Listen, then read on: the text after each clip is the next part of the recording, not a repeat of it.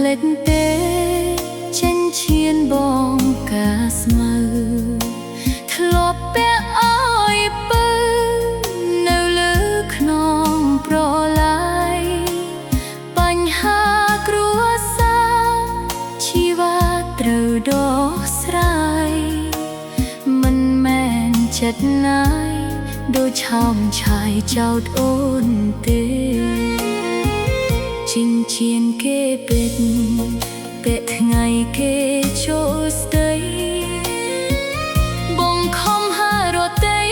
ស្រីពេកទាំងទឹកភ្នែកចិត្តអូនមិនស្នេហ៍តែមិនអាចប្រកែករូបអូនត្រូវចែកបែកបងតាមគ្រួសារសូមបងអាណិតយល់ចិត្តរូបអូនផងស្រីគ្មានបំណងចង់បែកបងទេថ្លៃចិញ្ចៀនកាស្មៅត្រូវដោះដូចជាថ្មីបងចង់ជាស្ដីស្រីគ្មានអ្វីប្រកែកអោមចាស់ចិនតាអោសង្សារកុំសត់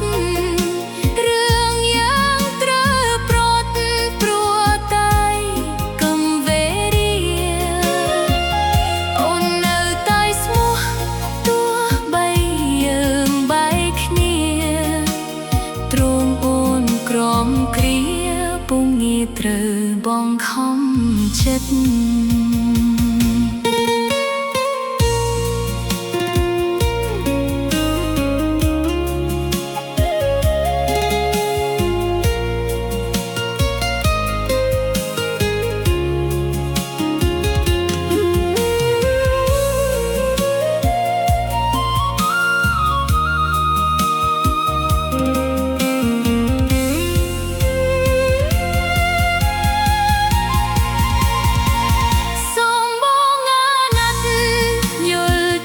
រូបអូនផ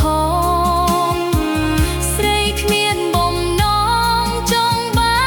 កបងទេថ្លៃចិញ្ចៀនកាស្មៅត្រូវដោះដូចជាថ្មី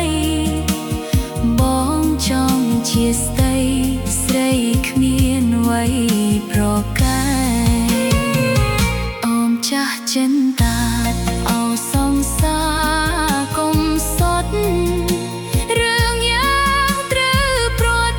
ព្រោះតែកំវេរាអូននៅតែស្មោះទោះបីយើងបែកគ្នាទ្រង់អូនក្រំគ្រា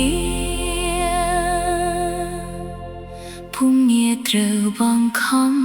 ចិត្ត